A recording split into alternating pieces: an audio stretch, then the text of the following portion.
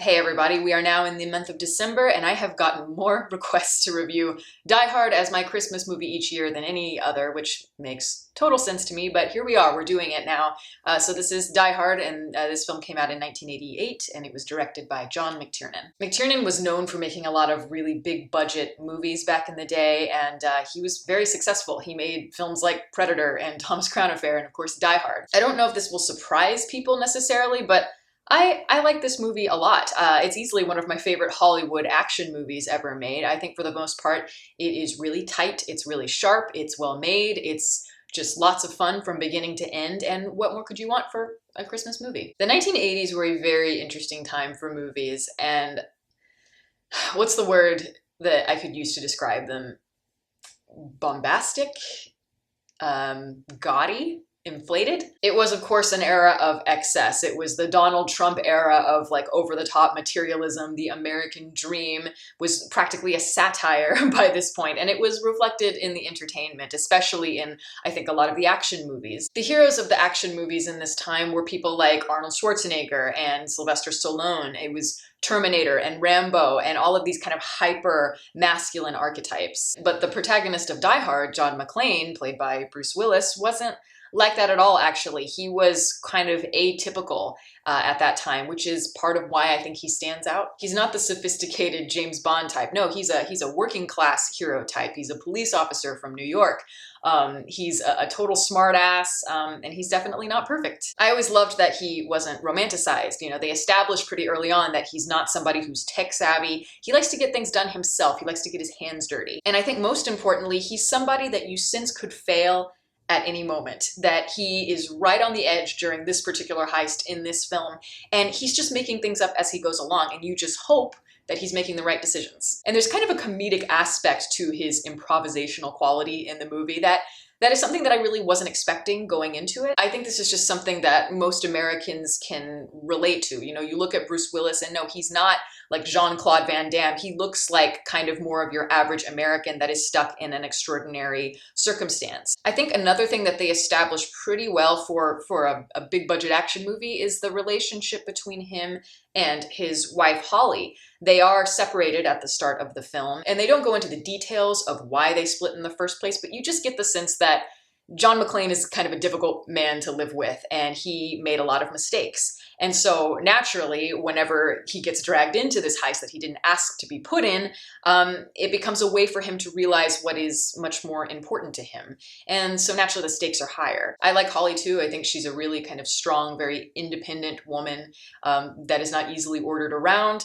And I like the two of them together on screen. You're instantly interested in them and you want to follow their story. But the best part of Die Hard is very obvious. Of course, it's the villain. And that's something that I feel is lacking in a lot of the current Hollywood action movies. It's just a really great antagonist. But we certainly got that with the character of Hans Gruber, who is played deliciously by Alan Rickman. This role put him on the map, of course, and it has become a legendary role for him, and he's so good in it. I mean, it's just, you get a sense that he's loving every single moment that he's on screen, and you want to talk about scene chewing. I mean, he steals every moment. And I don't think that this movie would work nearly as well. It wouldn't have the same sort of resonant power as it does without him. No way. He's just damn entertaining. This is a performance I don't ever get tired of watching. You know, he's a lot of things. He's pompous, he's over the top, he's compelling, and he outsmarts almost everybody. Almost. I also really admire the action in this film. I miss the days where action movies built the tension in such a way where it feels like the fireworks that happen at the very end of the film, all the explosions and all of that, they feel earned. Today, when you go see a big action movie, typically the explosions begin like within the first 10, 15 minutes of the movie. So by the time you get to the third act, you're so desensitized by it that it doesn't even really matter. It doesn't have that same impact. And I said this before, but I love how concise this movie is for the most part. I think there are a few loose ends here and there that I'll talk about a little bit later, but overall, I think that it's really compact and it never drags. And that's because the script is just really tight. You know, the setups are firmly planted at the beginning of each scene, of each action sequence, and